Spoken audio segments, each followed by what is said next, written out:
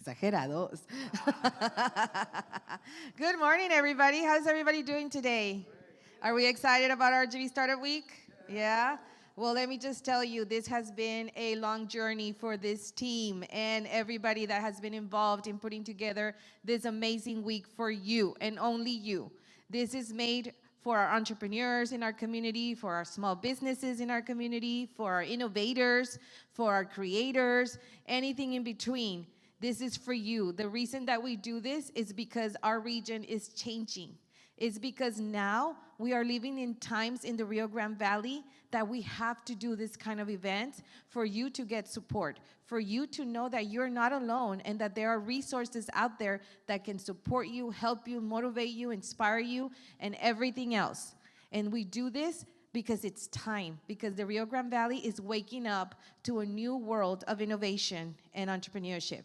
With everything that is going on in our community, from the arrival of SpaceX to all these big companies that are coming down, to a change in the environment, to a change in our ecosystem, we need to make sure that you know that there are not just resources, but there's a support system behind it, and that we're here to create that for you.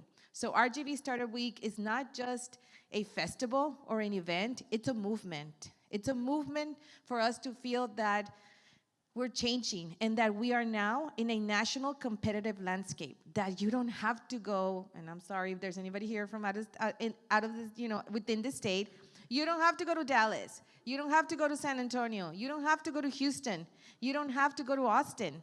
You can do it right here in the Rio Grande Valley. You can make things happen and dreams come true here in the Rio Grande Valley. Why not, guys? Why not? That is our mission. Thank you. That is our mission here at eBridge. Our mission is really to support that, to make sure that you know that that's what we're working for. So once again, it's a whole week. So we're gonna start with today being our, inspirational panel that we're gonna introduce in a little bit. But we're also gonna have a full day of sessions before we kick it off officially with our kickoff event, which starts at 3:30 today at the, and I can't say the name, Livery venue, which is a beautiful venue that we have set up for all of you to go and see Farmacias Similares, which is Dr. Simi. If you want a little monito, go get it there. It is a great way to hear a story that's a binational story, because we are in a binational region. We cannot really do a lot of the things that we do without our neighbors to the south. And we need to bring that culture. I could have brought you guys a keynote speaker that was the best of the best in startup community in the United States. But that doesn't connect with us. We needed to bring somebody that connect with our culture, with the way that we think, with our traditions, and we always think about that and are very intentional when we create the keynote series for you. So that's why Farmacias Similares is here. That's why they're coming in and telling their story. It's a beautiful story. You will relate to it, whichever side of the border you're in, and that's what we wanted to show you and give back to you. After that, get ready for a full week of craziness, from pitch competitions to other panels, to sessions, to parties, everything that you can think, but related to entrepreneurship. And we're gonna say this again, so everybody that's coming in, that's not listening, will see it again. But the idea really is for you to feel inspired and to take advantage of this. We have free coffee, we have free lunches, everything is at no cost to you, because we wanted to make sure that you were here and that you're present here and that you take advantage of it, okay? I'm going to say a little bit thing in Spanish, porque también tenemos una comunidad súper importante que es nuestra comunidad hispana, y queremos que ustedes se sientan incluidos en todo esto y que sean parte de esta aventura que estamos creando en el Valle del Río Grande. Sí hablo español. Y sí, soy mexicana. Pero más que nada, la idea es de crear un ecosistema hacia ustedes de recursos, de apoyo, de herramientas, de inspiración, de todo, para que se sientan incluidos, se sientan parte de algo que estamos creando y desarrollando aquí en el Valle del Río Grande, específicamente aquí en eBridge. I do want to thank, the organizing teams, which is, and you'll hear it again, UTRGV and BCIC. I mean, we did this with a lot of love. So if you see us, we're wearing these shirts, say thank you to them, because they worked crazy hours to get this done for the past couple of months. So without further ado, I'm going to make sure that production team is ready. You want to ask them if they're ready to go? So we can start our first panel, because we wanted to start today different. We wanted to start today with a group of great leaders in our community that have a story that can inspire you to be what you want to be, to do what you want to do, and that it is possible against all odds to make sure that happens. We handpicked this selected 4 individuals that are going to be coming up here on stage because their stories are inspirational to us, and we wanted to share them with you as well. You know, they are, past partners or current partners. They're members of our community. They have been through a lot of the programming that you see here at eBridge, and across the valley. So we wanted to make sure that you had an opportunity to hear their stories and for them to be able to tell them in their own words, because there's no better way to hear the stories than from the person that has lived it. And that's why we wanted to invite them. So without further ado, I'm going to bring to the stage each one of them. They're going to have a seat, and then we're going to explain how this is going to flow, and then we'll let them, talk to you, and I'll stop talking. Okay?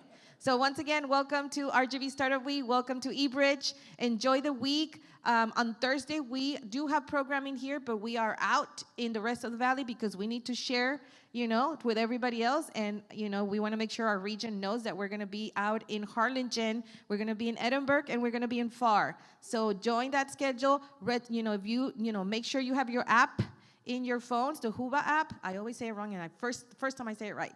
Huba app, so make sure that you have that with you and that you check everything that's been going on all week, and that way you can take advantage as much as you can. We did ask a lot of people to take the week off. I don't know if they did. Parking, I know, guys, but we're doing the best I can. We get the parking situation, but, there's a lot of parking. You just have to walk a little bit, but it's cool. Anyway, so we're going to start, and we're going to bring our panelists up. I'm going to start with the ladies. So I'm going to bring up Victoria Valenzuela.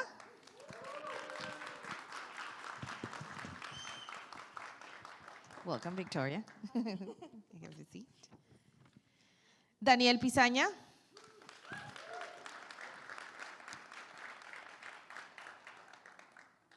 Eric Arriaga.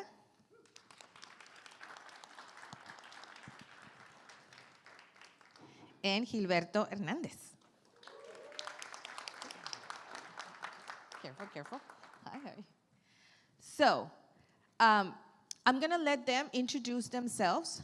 Each one of them will have about 10 minutes to kind of talk about their story, their inspiration, what has led them to do what they do, why do they do what they do, and basically is to provide you with a little bit of that, that feeling, that passion that they have in what they're creating and developing here in their city, in their community, in the Rio Grande Valley. After that, after each one of them goes through that, that journey with you, then we'll open it up for any Q&A that you may have. So this is not a panel where I'm going to be asking questions. This is more, we want to hear from you. We want to make sure that you share your story. So it's about you telling what you love most, okay? So we're going to start with Victoria and sharing that, and we'll go down the line that way. And take it away, Guy. Inspire us.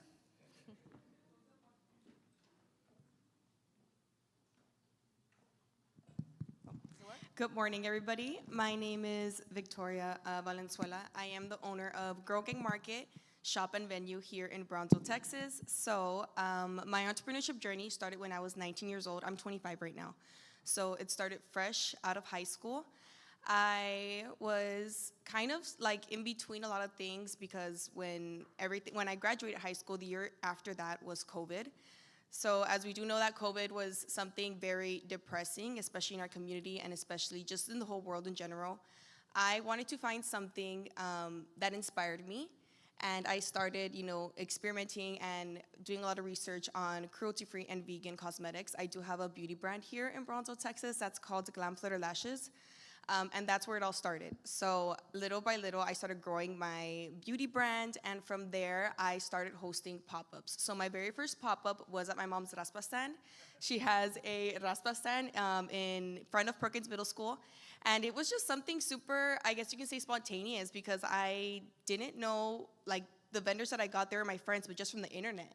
Like, they weren't like people that I actually connected with, you know, face to face. And it was just kind of like, hey, you know what? Like, I'm gonna have a pop-up. Like, do you wanna come? Do you wanna be a part of it?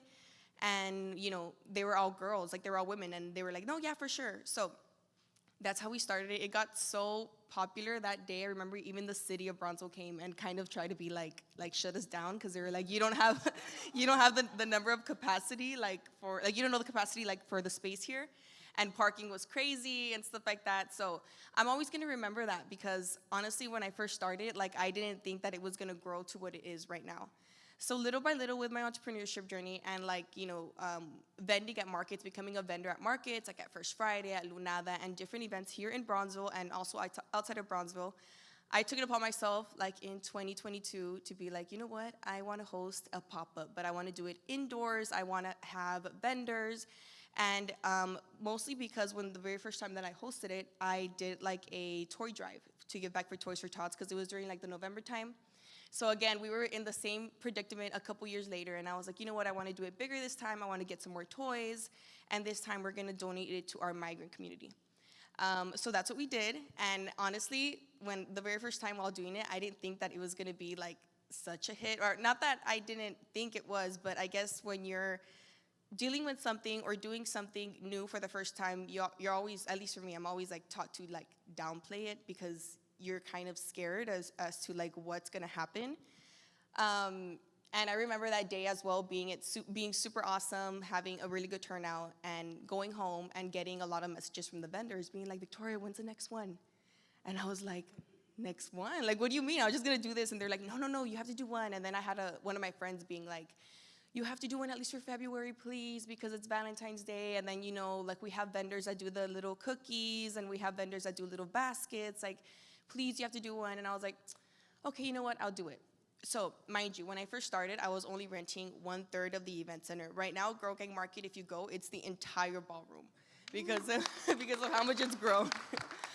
But yeah, so when I first started, it was just like 1/3, and I was like, you know what, okay, fine. I went back with the lady from the event center. I was like, you know what, I'm gonna rent it again. Okay, yeah, sure. And as time was going, I had to expand to 2/3 because of how many vendors found out about the market. And I kept it at 2/3 for about a year and a half, just because, again, I was a little skeptical as to what would happen if I expanded it too fast, right? I can say that's also like really important in my entrepreneurship journey, because I gave myself time. I gave myself time for everything to kind of like sink in and for me to realize a lot of things. Fast forward, another year later, we did a 1-year celebration, and I opened up the entire event center. And since then, we've been able to house 115 vendors per event. So it is amazing.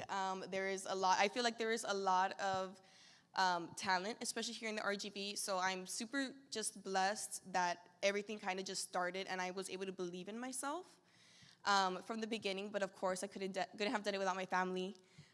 Without my fiance, without my best friends. You know, it was definitely like, it was hard, because growing up, especially being a girl in the business community and being a young girl too, it was kind of like hard trying to navigate all those things, because, well, you're faced with so many things, you know, you're so determined, but you're faced with so many obstacles. You know, from dealing with vendors, from, you know, commentaries and stuff like that. But I feel like right now I'm 25 years old, and I definitely have gotten a real good grip or real good grasp on, you know, my ideas and like on my things, you know.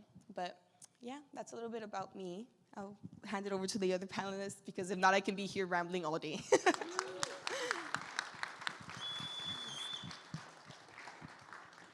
Hello. My name is Daniel Pizana, and my entrepreneurial journey started when I was about 4 years old. And it started out of necessity, out of need. So I grew up in a household where single mom, and she would have to go to work, and she sold ropa usada in the Pulga in Matamoros. She would come to the U.S., she would try to pick the best clothing she could, and she would sell it in Matamoros for a profit, right?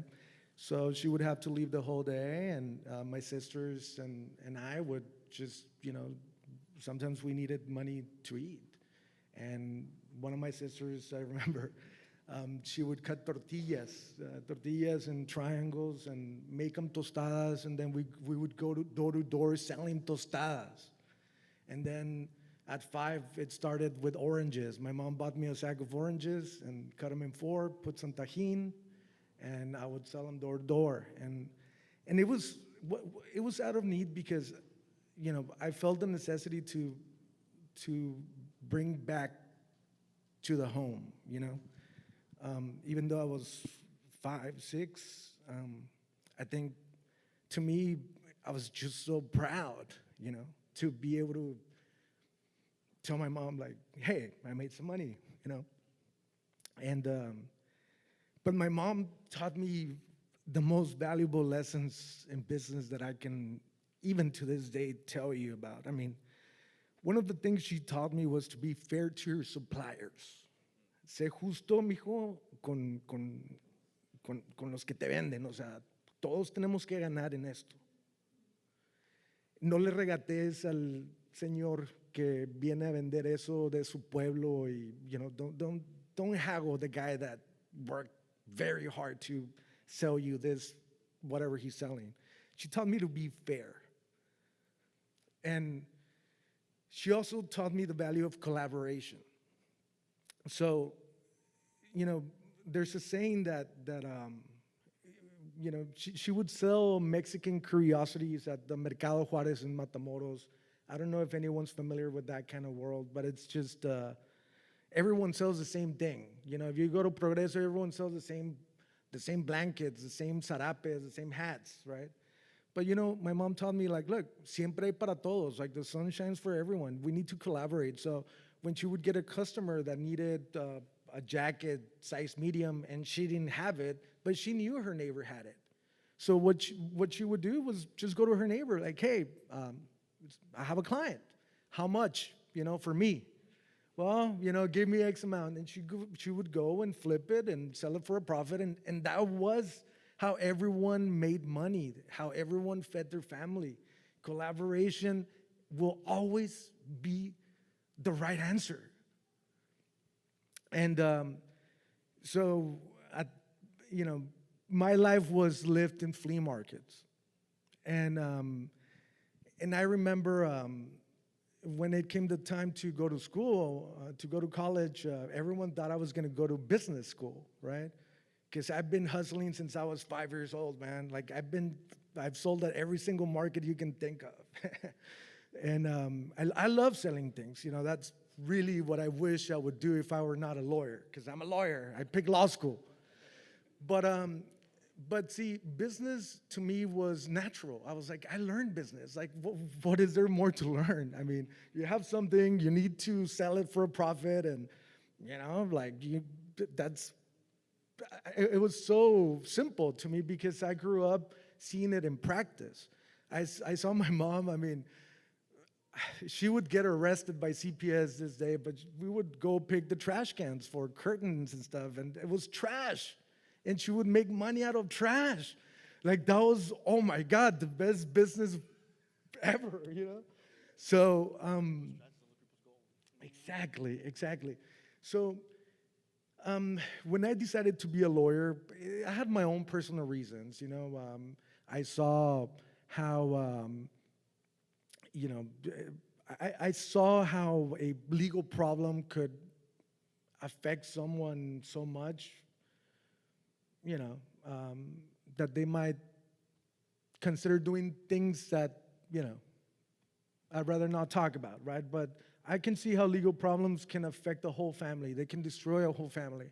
And then especially if you don't have money, especially if you don't know English, especially if you don't know how the system works, and you're trying to, like, not take, just trying to navigate in this system. I saw the good heart of a lawyer, and I don't know if he knows this, but he inspired me because he took my sister's case for free. And that marked my life. I was like, I want to do what that guy does. I'm going to do it. And I was 17, and I remember went to Hannah High School, and bless her heart, my counselor was, told me that I was crazy, that it was never going to happen, that I should take the welding job that I was offered at Amphels. And I was a good welder too. I was in the machine shop, but no, I just went for it, And in my legal journey, I figure out that, I really can't figure out how to make money with my law degree. I've served, poor people. And along the way, I found out that it was not going to be sustainable. I found out that I had to find some way to subsidize that work, that important work that sometimes nonprofits, it falls through the cracks, right? Their funding is limited. They can help the mom, but not the son. They can help the son, not the mom. Like, that's crazy. But in private practice, you can do whatever you want, as long as you can afford it, right? So that's when, I just started imagining something different, and I remember collaboration, and collaboration. From there, I built Pay My Lawyer. Pay My Lawyer is basically a payment system for law offices, for little guys like me. It's basically a way to keep their bookkeeping in order, because I know that it eats your lunch. When you're a lawyer, you want to do the right thing, you still have to deal with bookkeeping and payroll and all that stuff.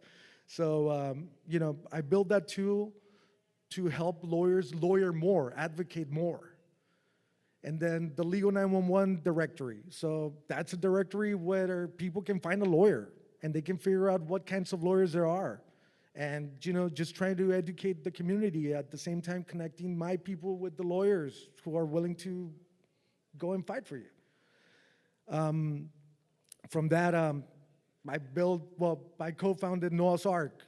Once I got into the tech business, you start seeing opportunities, and Noah's Ark is an app for your phone where you can, it helps you reunite you with your lost pet. So basically, we give you a QR code that you put on your pet, scan, and I hope that these things subsidize the legal work. That's really the honest God truth. I wish I'll be able to profit with this, make money in an honest way, and keep lawyering for the underprivileged. That's what I wish.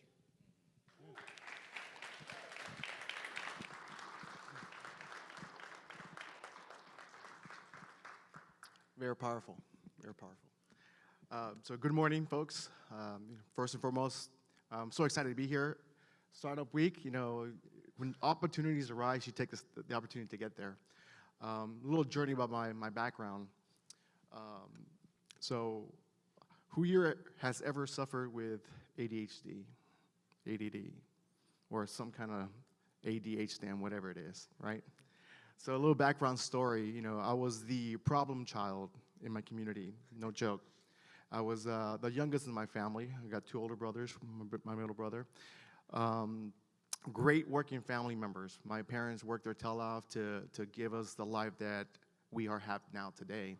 And I think they're looking up from heaven to watch us our massive success. But at the end of the day, growing up with an advantage of other people that don't have the superpowers that I have, which is the ADHD.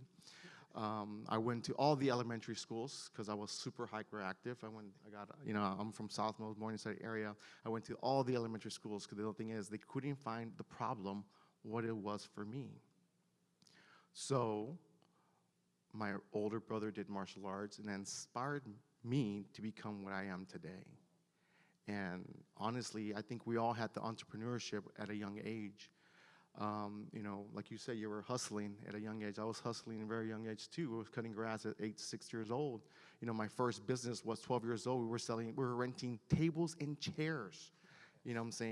At 12 years old, my brother and I, we got an investment. We got a loan from my father, $500. We went to Sam's, we bought all the great stuff, and honestly, that made a living for us for the weekend parties, right?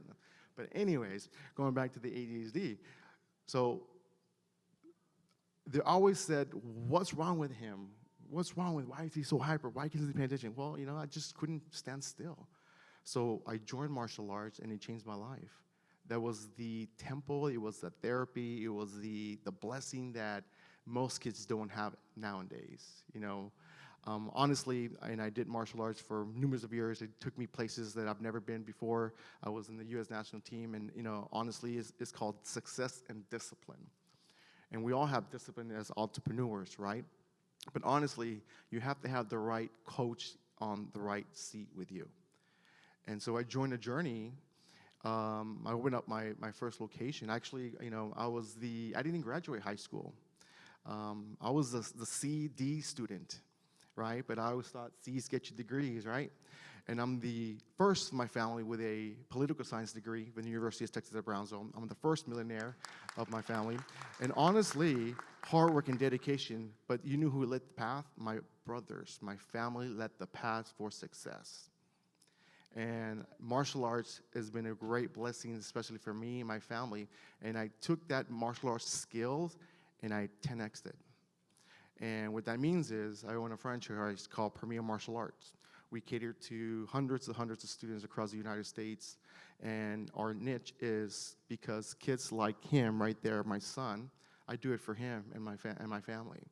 So kids that are not the rock star students, are not the athletes that they want to be. They always sit on the bench.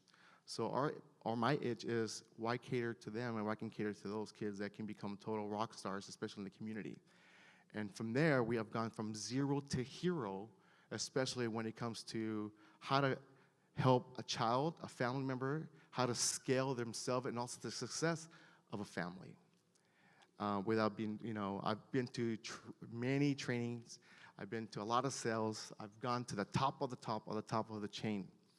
And yesterday, you know, I was having a conversation with my brother, Ed, because, you know, he was my coach, my guidance, and without his dedication, I wouldn't be where I'm at today, sitting on the panel. But when it comes to that, it's the support of your family. You know, the person's going to be your ride and die when it comes to business. And I'll go into more detail when it comes to, you know, operating at a high level. Because, you know, all of us here started as a mom and pop shop. But how do you scale to the next step? How do you get the SOPs? How do you get a franchise? How do you become more of a license? How do you get more of the umbrella part, right? So everybody wants to scale, but don't know the right tools to get there. So if you read books, right, at the end of the day, you know, I read at third grade level, no joke. I read at third grade level, but I audiobook. I make my staff do book reports, and I want them to teach me what they learn. Like Henry Ford always says, why learn how to read if I can pay somebody to read for me? Right? So that's the entrepreneurship that we all have. And honestly, you know, Startup Week is a free event. It's for everybody. This room should be packed, right? And there's a saying, people that pay get to play, which means is what? All of us right here are going to be the one top percenters in the community, especially when it comes to relations and business. Why? Because you guys are here.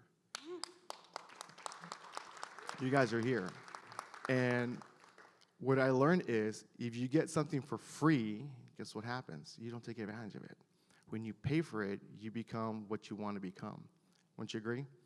Now, going back to it, you know, our business has done, you know, in the last 8 years, a little under 10 million.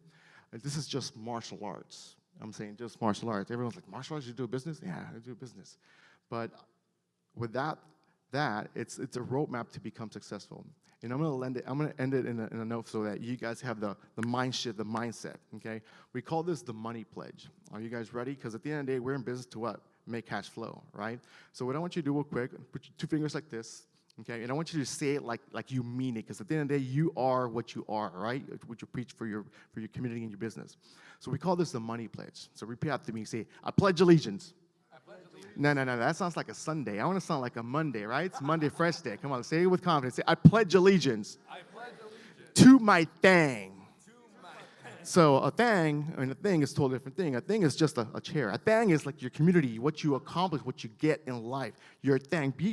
Be proud of what you get, right? So again, I pledge allegiance, to my thing. Okay, you got that, right? I will rise above doing what I love. Okay? So you do what you love. Exactly. And then from there, what you say, when you do what you love, guess what happens? Everything comes to play. So for those who laugh, say it, for those who laugh, can kiss my, what is it? No, assets. Assets, okay? So listen what you guys accomplished today, because at the end of the day, you don't listen to the naysayers. Listen to the people that are going to guide you, and honestly, you're going to be total rock stars, and you're going to scale your business and make money.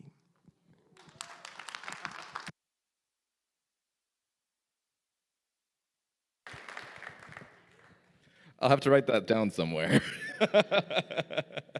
Good morning, everyone. My name is Gilberto Hernandez, and I'm the founder of Buo, Brownsville's one and only independent bookstore. The story of Buo, from an outsider's perspective, can best be described as a long series of miracles. Coincidentally, it is something to write a book about. But honestly, Buo is the business that it is today because the people of Brownsville believed that we deserved an independent bookstore. This whole adventure started in 2021, late in the year, when I got COVID and I was stuck in my room and going crazy, being in quarantine. See, in the years before, I was heavily involved in all these community organizations like Leadership Brownsville, Rotary, Toastmasters, where all the members added value to Brownsville through their organizations, their nonprofits, their businesses, and I wanted to do something similar to what they were doing. I don't know what, but I wanted to do something along those lines. So there I was in my room, coughing with a fever, not tasting or smelling anything, thinking, tengo que hacer algo. So after I recovered, it came to me in the form of a question where all great ideas come from, in the shower. I thought to myself, hang on, in all these groups, the one complaint I kept hearing over and over, why doesn't Brownsville have a bookstore? We had one in the mall called the Walden Books, but it was a chain that closed after the Great Recession in 2009. And throughout all that time, big-name bookstores would prefer to set up over in McAllen than in Brownsville, because there was a heavier population over there, and for a number of reasons. So the question that came to me was, is Brownsville, Texas, the largest city in America without a bookstore? I pulled an all-nighter to try to figure it out.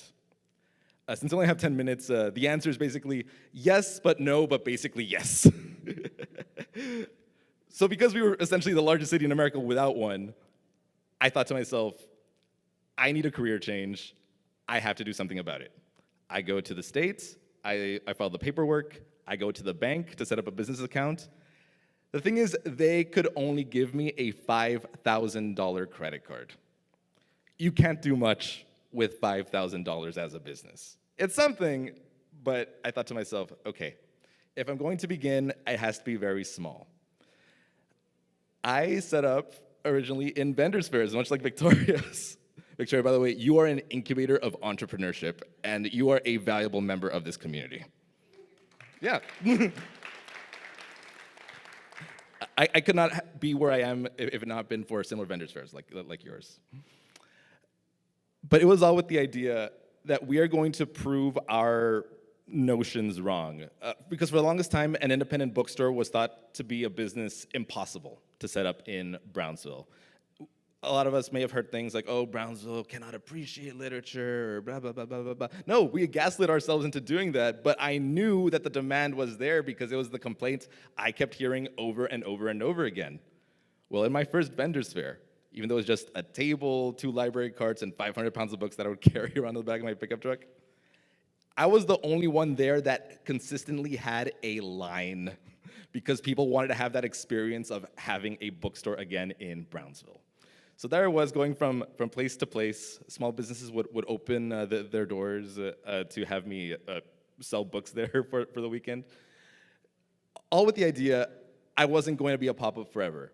I don't know where I was gonna go, but it had to find a home. I did notice that they were renovating the Calderoni building on Washington Street, which is where Buo is right now. I would poke my head in the window, my face against the glass, saw that they were renovating it, and I thought, this has to be the place. I don't know where to go, who to talk to, there isn't a name, there isn't a number, but this has to be it. Fast forward to the grand opening of the Morning Glory and the block over. And there I was, eating an avocado toast, drinking a coffee, reading The Count of Monte Cristo, when suddenly a mysterious older gentleman approaches, and he goes, "Disculpe, ¿es usted el búho?" I go, yes, I am Búho. He goes, I've been looking all over for you. My name's Enrique. I'm the guy who's renovating the Calderoni building. There's stars in my eyes, y'all. I go, no, you don't understand. I have been looking for you. He goes, that's great. Listen, everyone who's everyone wants to be in my building, but they're either a bar, they're a restaurant, or they're a club. There's people living upstairs, he says. I don't want loud music, I don't want another downtown bar, and I don't want the stench of food stinking up their homes. You're a bookstore, you are different, you're the ideal tenant, you're coming to my building. Sir, yes, sir. So at the end of the year, I thankfully had sold enough books as a pop-up to pay 2 months of rent as was required by the lease. So I began there in 2023 with the most basic, bare bones operation. At the time, most of the books were still secondhand. The only tables I got were from The Gap that closed, and I got them for $100 each. And we didn't have bookshelves. We had these ugly garage storage racks from the Home Depot. And in addition, the rest of the books were in stacks around the perimeter of the store. It was it looks so ugly compared to what it is right now, but we had to start somewhere. Still, people in the first weeks would show up in droves because, again, they wanted the experience of having a bookshop again in Brownsville. So slowly but surely, we started reinvesting all of our profits. Just for transparency, to this day, I only pay myself anywhere between $500 to $1,000 a month because this has to snowball into something great.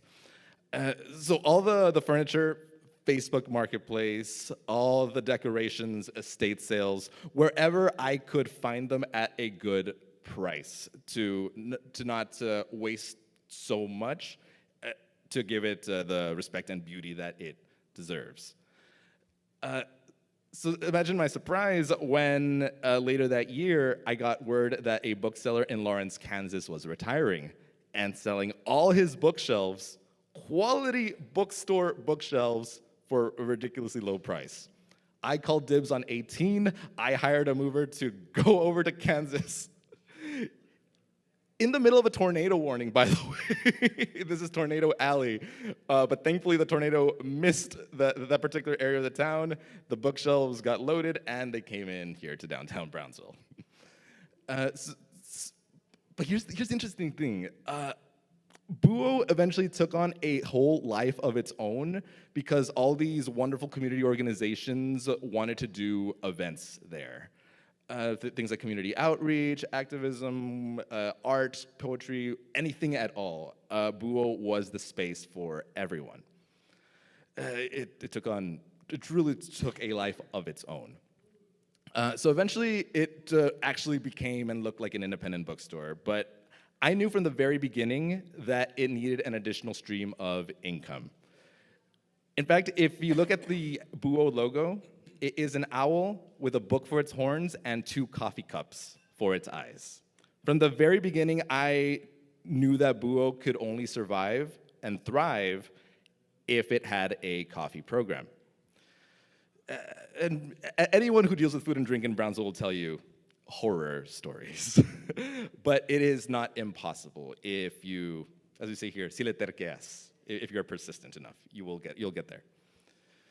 Fast forward to February of last year, where I just got a bombshell announcement via the form of chisme while getting my haircut.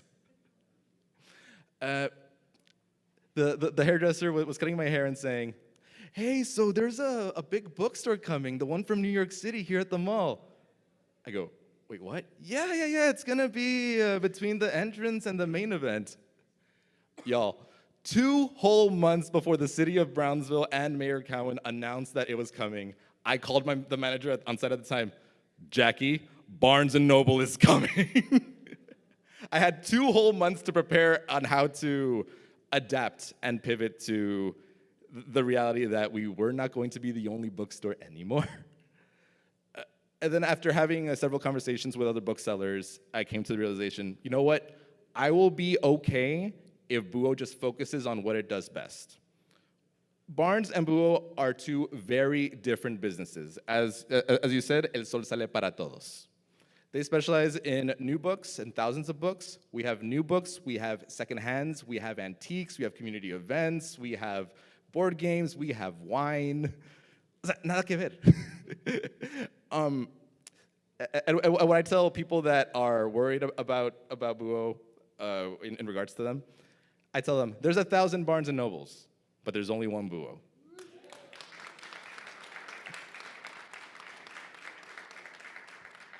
At the same time, ever since they opened, sales have increased at Buo 27%.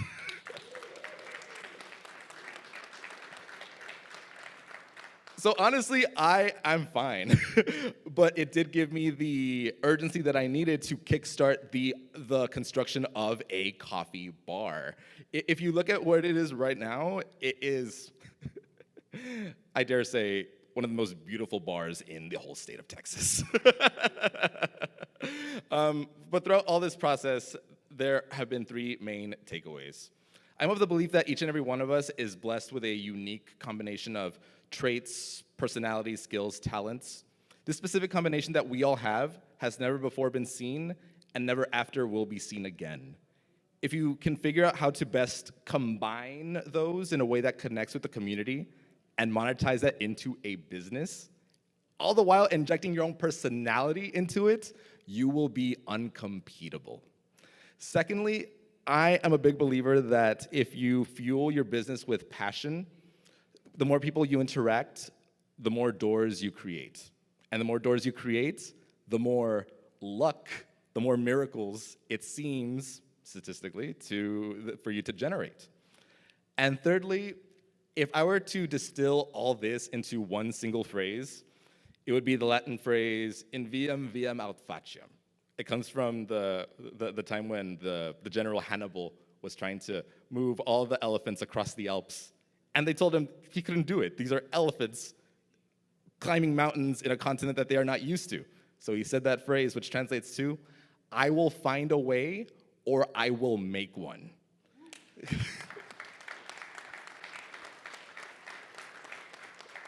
And that's basically what Buo has become, a business that has long thought impossible for Brownsville, and it all became just by listening to the community, seeing what they wanted to see in an independent bookstore. I found a way, I made one, and here we are a couple of blocks away in downtown Brownsville.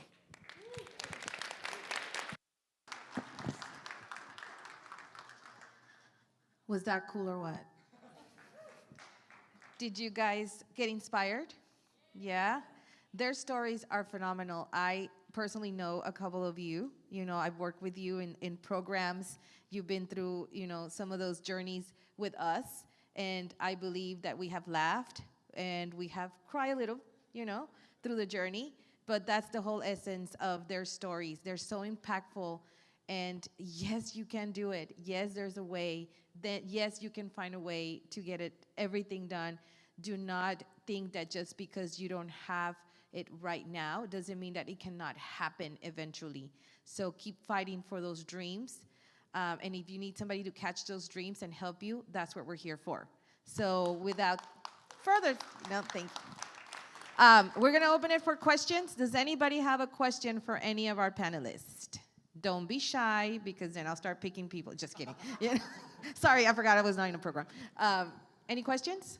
Again, guys, this is all the golden nuggets that you guys need to become successful. Take advantage of it. Because if you don't know it, I should have asked. Any questions? Over there. We're gonna get you a mic because we're streaming. So just wanted to say super thank you for sharing and imparting that. I can already tell that my life is transformed just because I was in the room, so thank you for that.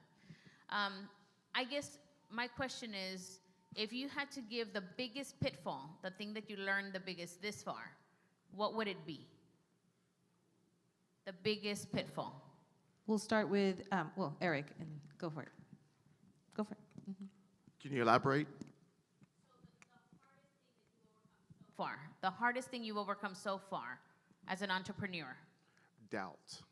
Got So it. sometimes you doubt yourself as an entrepreneur because you say, man, what's going on? Why are things not flowing the way it's supposed to be flowing, right?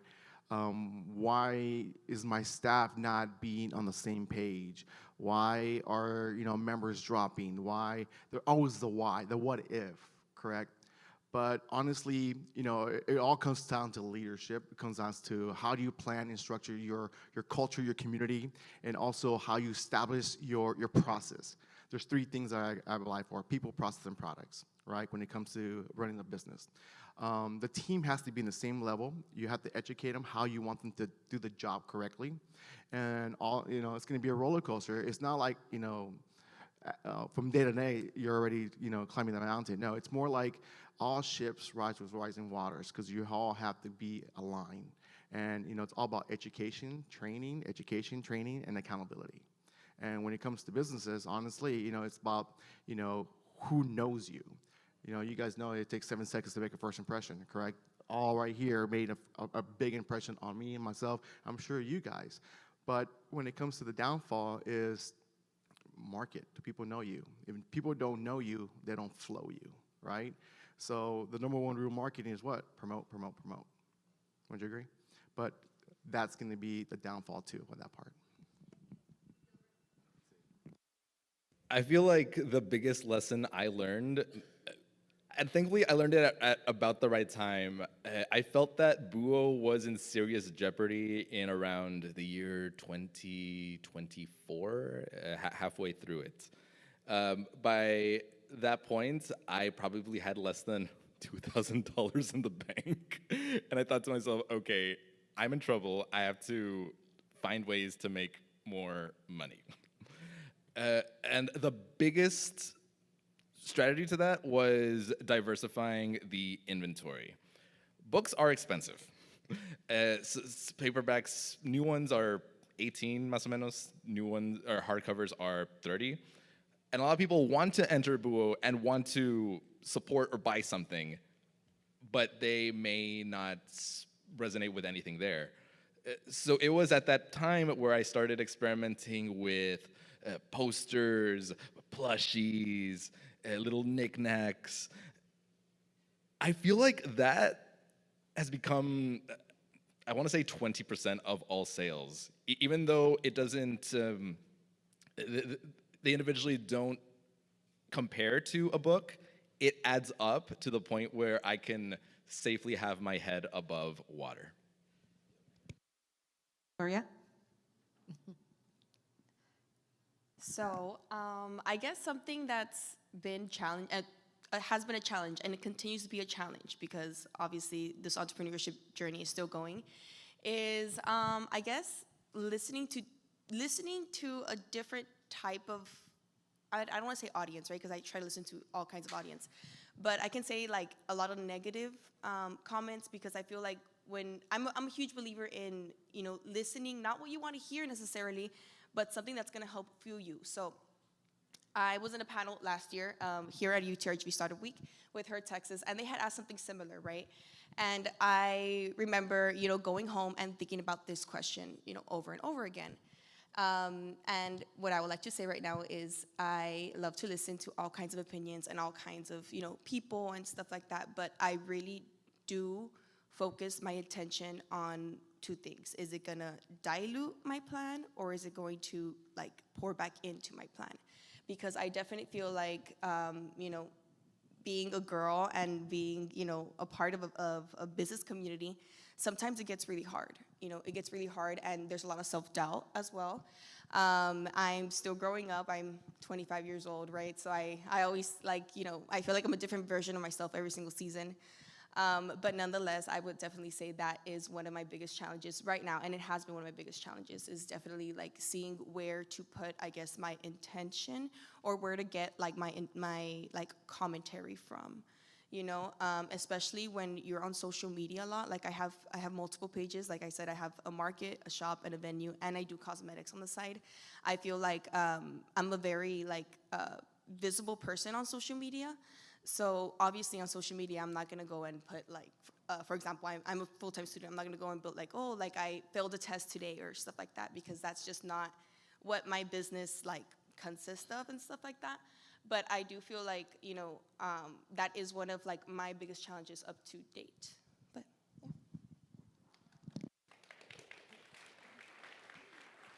And I just want to piggyback. I think the hardest thing in my journey so far is being to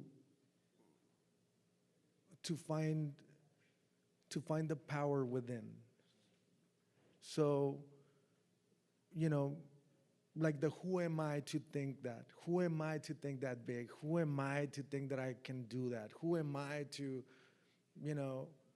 I think to me that is the hardest thing, because it's like working out. You have to do it every day. You can skip a few days, right? But I mean, really just knowing that everything and everyone that you need is already here. They're already here. We've been doing this for centuries as a community. Look at where we are.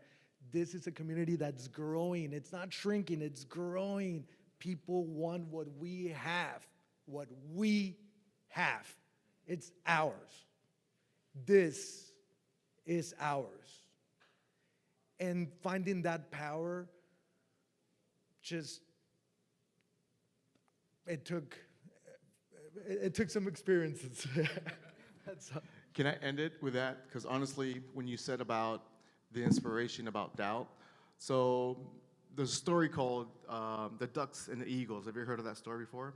So the ducks are pretty much the people that are always going to tell you that you're always wrong, you can't get done, you're dumb, right? Those are the losers in life, right? Ducks, they're always complaining, wallowing, talking about duck shit and stuff, right? Those are the losers. And that's not who you want to hang out with. Eagles are the ones that soar high and get shit done. Entrepreneurship is all about what? Getting shit done. Excuse my language. This is the business world, right? But at the end of the day, guess what? What are you? Are you an eagle or you're a duck? Right here, we're all eagles, because there's no ducks in this room today. Except the little ducks that we made for RGV Startup Weeks.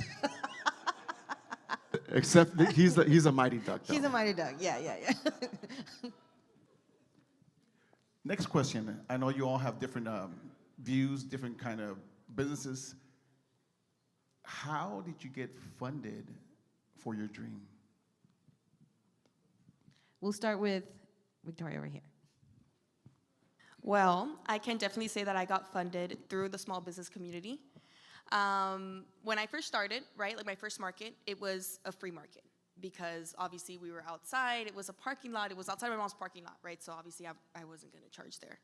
But as Girl Gang kept growing, and as it still keeps growing, because I see growth at every single event, we started adding in fees, vendor fees and stuff like that. But it's like I tell all of my vendors, and I tell everybody, and it's on social media, if you don't invest in yourself, who's going to do it, right? Especially when it comes to your business.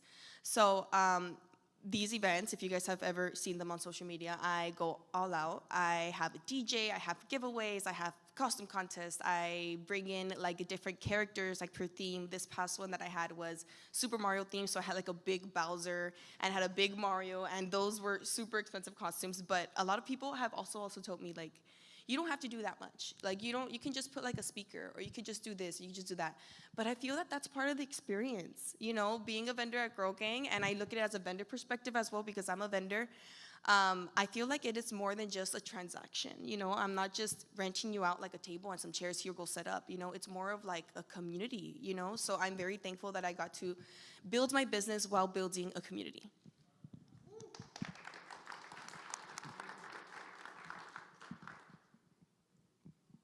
Thank you for reminding me of that question. And I think I got funded, I don't want it to sound cheesy, but by the grace of God. Because, you know, it was one of those where when I started the software company, pay my lawyer, I mean, I'm a lawyer. And I wanted to do a software. And I'm not gonna lie, but I probably read about 200 for Dummies books. And some of them I read more than once. So I had a system where if one book was good, I would read it 7 times. And I picked up coding for dummies, programming for dummies, Python for dummies, C++ for dummies.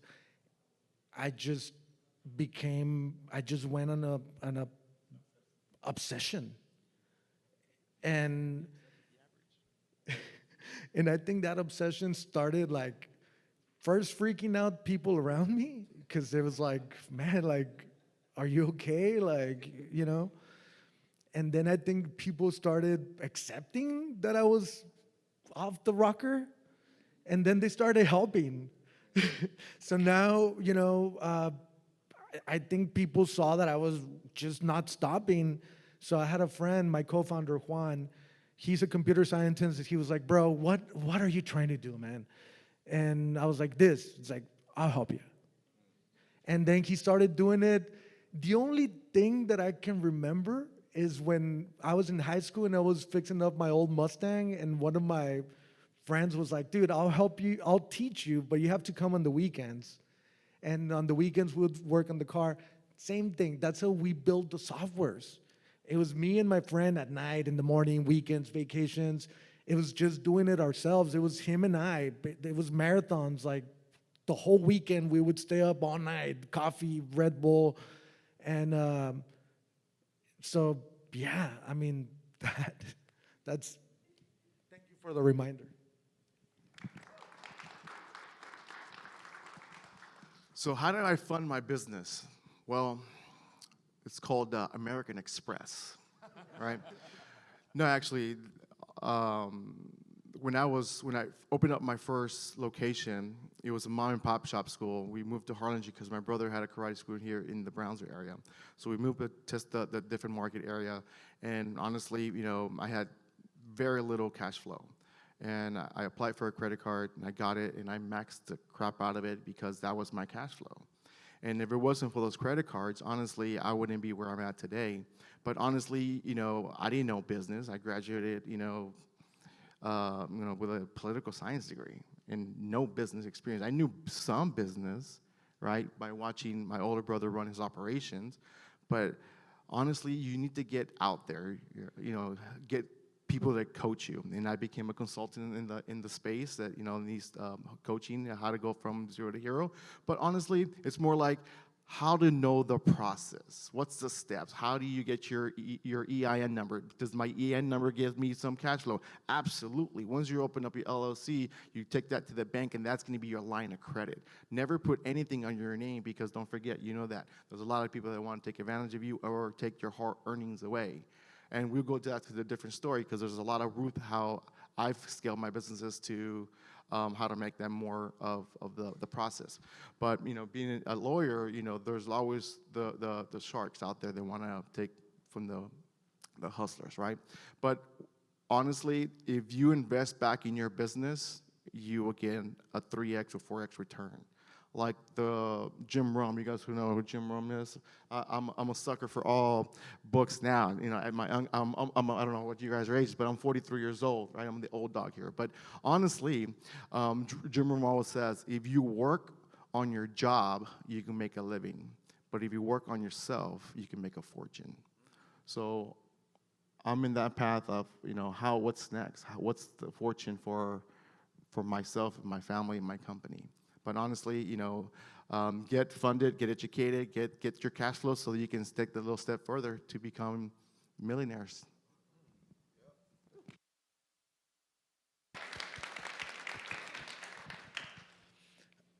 Buo began, like I said, with the $5,000 credit card, which I used a good chunk of to get secondhand books off of eBay. There's pros and cons with secondhand versus new books. With secondhands, you do get a larger profit margin potentially, but you don't exactly get a lot of control with what comes your way. Whereas with new books, you have full control, depending entirely on what the distributor may have, but it is a larger investment. But that is how Buo got started during its first year in 2022. And then, well, the challenge of becoming a storefront was, okay, well, now I have to do this, but on a larger scale. Thankfully, during my pop-up days, enough people wanted to see Buo survive and thrive to the point where they kept donating boxes and bags of books in order to make this possible. Well, it was that kind of subsidized the investment for its first batch of new books. And I will say a large chunk of Buo's credit card debt does come from new books, but it is what allows it to become the bookstore that it is today. And also, we cannot deny the assistance that BCIC has given us. For the first year of being on Washington Street, we did qualify for the rent subsidy program. So they did front a good chunk of the rent for the first 12 months. And then when it came to the coffee bar, thankfully by that point I had developed enough business history and a financial track record to prove to them, hey, I can apply for the eBridge fund for a loan to finance the construction of the coffee bar. So it was what, from an outsider's perspective, could be seen as a long series of miracles, but there is a method to the madness, and that's how we got to how we are today. But it's mainly fueled because of the people of Brownsville believing in Buo and wanting to see this happen. How many of you guys are afraid of debt? Debt. Some of us are like, I don't want to be in debt. That's good debt. You should have debt. I love debt. Honestly, that's yeah. Debt is the way to become successful in your business. So don't be afraid of maxing your cards, because honestly, it's a write-off. Don't forget that when it comes to the tax bill. But that's a different chapter when we talked about that. So funny, I just saw a truck, no credit needed. Pass by right here. Thank you so much, guys.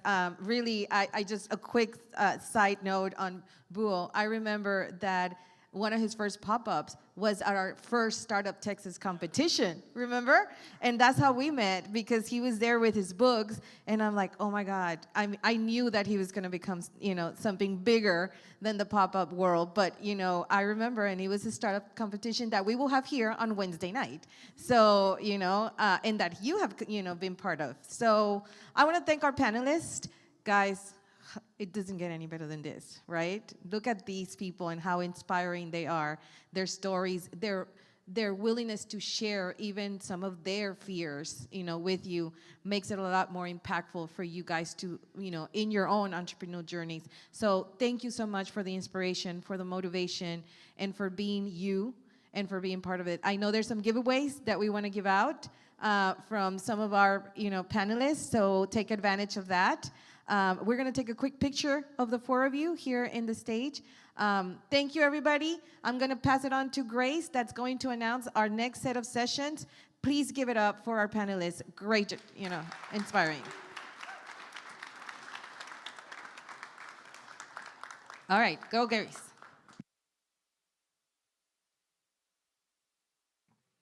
So now, hello, can you hear me? Yes?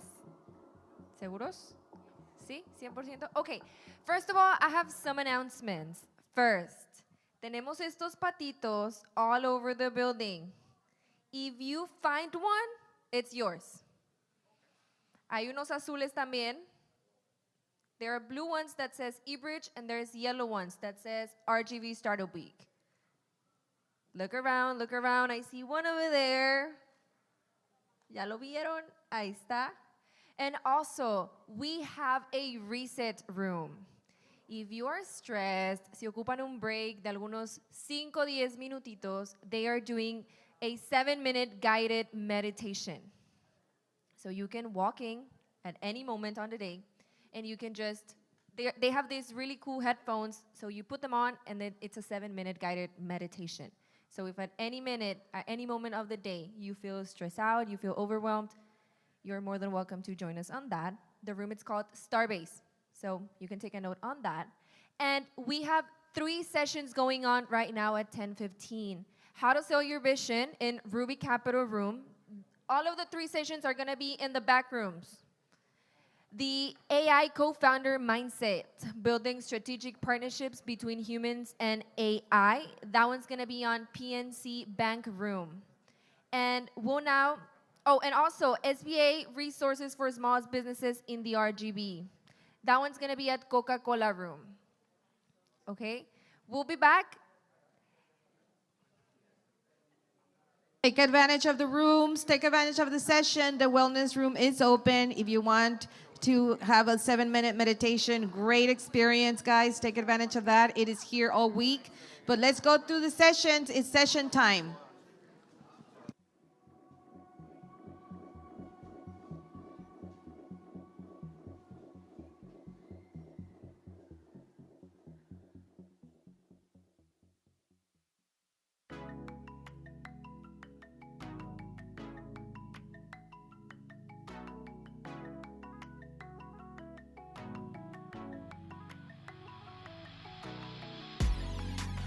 Remember that session starts in 5 minutes.